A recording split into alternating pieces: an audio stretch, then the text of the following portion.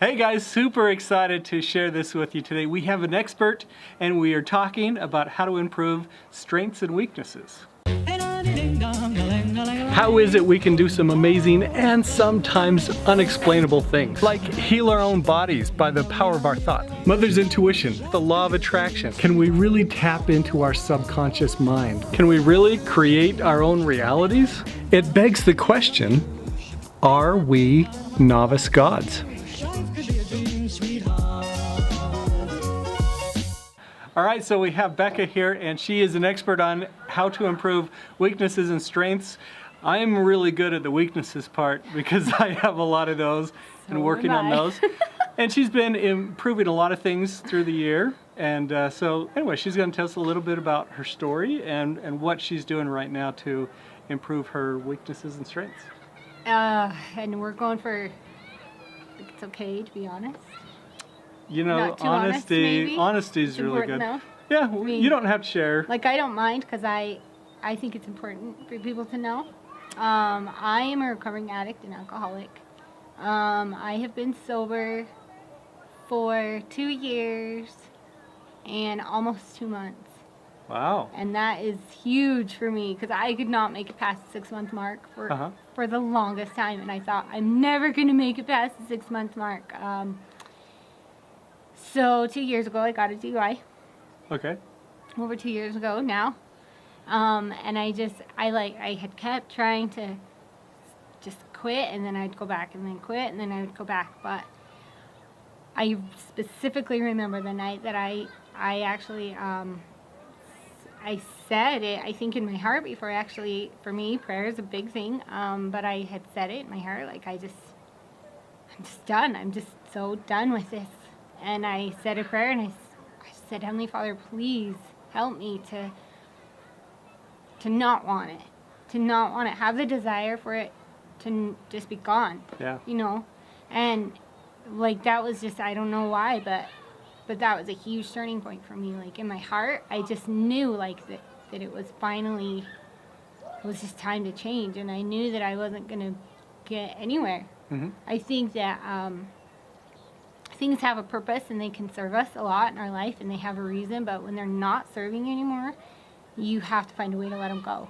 You have to let it go, because when you hold on to those things, it will not only will it keep you stuck, but eventually you'll start going backward. You'll start regressing, and you have to find a way to let those things go. And then when you do, and you just say, okay, you know, I think for me, it was in my heart to want to improve and to want to help others. I always have wanted to make a difference, and I think it's still, like, I'm still on that path, but when you keep that in your heart, doors will be opened. And you have to, even though you might be afraid, you have to be bold, and you have to say, okay, kind of, I can do this. Yeah. You know, and those opportunities come, and they're so big. And it's awesome. So Becca, tell me a little bit more about this, because we have a lot of people who, I mean, there are so many different addictions that you can have. So many. Like, I think I have thought addictions on negativity. And so I'm working on that, and I can tell you some of the other things that happened this week where I realized, I went down again. But so, did you have just one experience with prayer that then changed you, or has it been a process? How have you been able to get over your addictions? You know what? I think my biggest thing, and I don't know, maybe it's a gift, maybe it's just my will to keep going. And I mean, you talk about thoughts. I have borderline personality disorder, and it's a huge thought. Oh my gosh, to try to explain to people that do not have it. I hope maybe there's somebody that this will help, but overcoming those thoughts, it's definitely a process. Yeah. I mean, you wake up and those thoughts come through this situation or that situation, or one thing can set you off, and that you like just have all of a sudden this thought or that thought will come and just kind of start to bury you. But if you just make yourself just kind of, for me it was like, okay, stop, and just say a little prayer, just in that moment. In that very moment, like when you need it the most, and it just immediately, I think, for me, I totally believe that angels are real. I seriously just, I feel that Heavenly Father He has an army of people who are on our side. I truly believe that. I'm sorry to get emotional. There's so many people that love us that we don't even know. I think, some of us with ancestors or whatever, like, I've been thinking about that. And in that moment you ask, please help me. Even just anything that you can think of, because sometimes it's so big with the thoughts that you're like, you can't even breathe, you can't move, but you even just feel that, and it comes immediately. That help will come, and you'll just be able to just, even if it's just to have it be gone for the moment, and then you can like say, okay, how do I maybe improve this, or how do I maybe avoid this later? But that help will come. That help will come in that moment you need it. It's really real, and it's really awesome. I love what you're saying. This is awesome. So a friend of mine who's been kind of a creative mentor as I've been going throughout my career is a guy named Michael McLean. I don't know if you've heard of him, but he does beautiful music. I love Michael McLean. One of his themes throughout all of his songs is "You Are Not Alone." And as you were talking about that, I was hope to remembering that. Say hello to Michael again one day. I've been to the Forgotten Carols. In fact, well, there's a story about, an interesting story before my oldest daughter was born, that night when I went to his show, it was like, oh, yay, it was awesome. It was awesome, you guys. But that's kind of a theme that he has throughout so many of his songs, is that you are not alone, and that we have those on the other side that are helping us. And so I'm glad that you brought that up, because so often we get in we start spiraling down, we get in these hard places, and we just feel all alone. We feel empty and icky inside. So true. But to remember, that there are those on the other side there to help us is awesome. So many that we can't see. I truly believe that. Yeah. Like, oh, so much. It's awesome. It's amazing.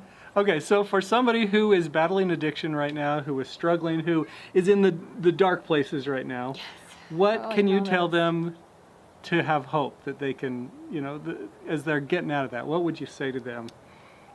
I think, right as you asked me that, like how you say, like, there's power in writing stuff down. Mm-hmm. Take a notebook,